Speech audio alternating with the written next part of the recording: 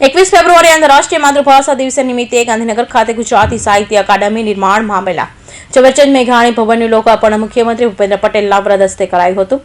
જે પ્રસંગે ગુજરાતી ભાષા સાહિત્ય અને સંસ્કૃતિને જીવંત રાખવા સાથે સમાજને પોતાનું બહુમૂલ્ય યોગદાન આપનાર ગુજરાતી સાહિત્યના ઉપાસક એવા સર્જકોને સન્માનિત પણ કરવામાં આવ્યા હતા। ભારત ભિન્ન ભિન્ન ભાતીગળ સંસ્કૃતિ અને ભિન્ન ભિન્ન ભાષાઓ સાથે વૈવિધ્યથી ભરેલો દેશ છે। દરેક રાજ્યોની પોતાની આગવી બોલી તેની વિશેષતા છે, તેમ છતાં દુનિયામાં તેની ઓળખ વિભિન્નતા એકતા સ્વરૂપે નિહારાય છે। ત્યારે 21 ફેબ્રુઆરી આંતરરાષ્ટ્રીય માતૃભાષા દિવસે ગુજરાતી ભાષા અને તેના ગૌરવને દેશ દુનિયાના સીમારાઓ સુધી પોતાનું સાહિત્ય સર્જનશૈલીના વિનિમયથી લેખન રૂપે પ્રકાશિત કરનાર છે। ઝવેરચંદ મેઘાણી, કવિ નર્મદ, નરસિંહ મહેતા, મીરાબાઈ, પ્રેમાનંદ, દલપતરામ, મણિશંકર ભટ્ટ, કનૈયાલાલ મુનશી, કવિ કલાપી, કાકા સાહેબ કાલેલકર તેમજ ઉમાશંકર જોશીને મુખ્યમંત્રી ભૂપેન્દ્ર પટેલે યાદ કર્યા હતા। ગુજરાતી ભાષા અને કલા સાહિત્યની અમૂલ્ય ભેટ આપનાર તમામ સાહિત્ય સર્જકો, પાત્ર ભજવનાર યુવાનોને અભિનંદન પાઠવ્યા હતા।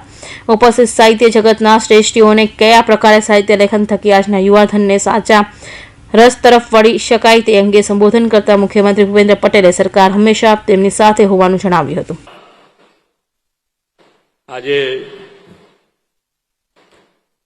આમ તો સાહિત્ય અને સાહિત્ય માટે આપણે બધાને ખબર છે કે ધીમે ધીમે ધીમે લોકોને રસ ઓછો થતો જાય।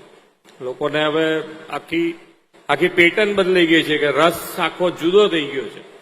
એ રસ ઉપર પાછા લાવવા માટેનો પ્રયત્ન આપણે બધા ભેગા થઈને કરી રહ્યા છે।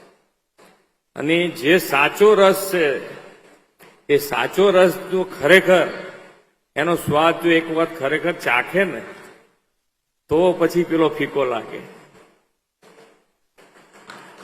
પણ અત્યારે આપણે બધાએ પ્રયત્ન તો આપણો કરવાનો ચાલુ જ રાખવો પડે।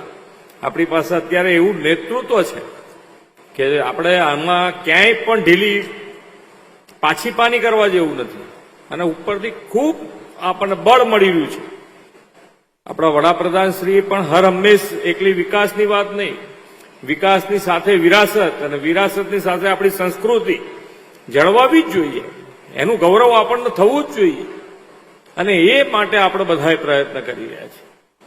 આજે ઘણી હમણાં એક અમે ગુજરાતી સાહિત્ય અકાદમી ઝવેરચંદ મેઘાણી ભવન લોકાર્પણ પ્રસંગ સમય અને ટેકનોલોજી ઝડપી યુગમાં પ્રધાનમંત્રી નરેન્દ્ર મોદીએ ડિજિટલ ઇન્ડિયા સંકલ્પને વધુ વેગવટું કરવા ઈ બુક્સ અને ઓડિયો બુક્સ સાથે સાહિત્ય પોર્ટલનું લોન્ચિંગ પણ મુખ્યમંત્રી ભૂપેન્દ્ર પટેલે કર્યું હતું। મુખ્યમંત્રી ભૂપેન્દ્ર પટેલે ગુજરાત સરકાર અને સેવ કલ્ચર ફાઉન્ડેશન દ્વારા આજના કલ્ચરને પાછું વળવા તરફ ચલવાઈ રહેલા પ્રયાસ અંગે ઉદ્બોધન કરતા માહિતી આપી હતી।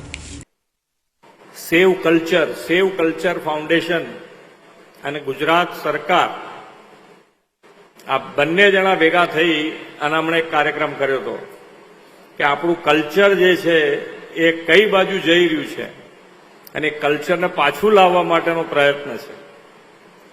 એટલે આપણે તો બધાએ આપણને ખબર છે કે ભાઈ ક્યાં આંગાડી કેવી રીતે ક્યાં રસ પડ્યો છે, કેમ રસ પડ્યો છે, એ રસ કેવી રીતે ઉડાડી શકાય એનું જો ખરેખર તમે અધ્યયન કરીને મને હું પોતાને પૂછો તો હું એમ કહું કે અહીંયા બેઠેલા જ વ્યક્તિઓ એવા છે કે આ યુવાનોને જેમાં ખરેખર અત્યારે રસ પડ્યો છે એમાંથી પાછા લાવીને ખરેખર સાચા રસમાં ડૂબાડી શકે એમ છે।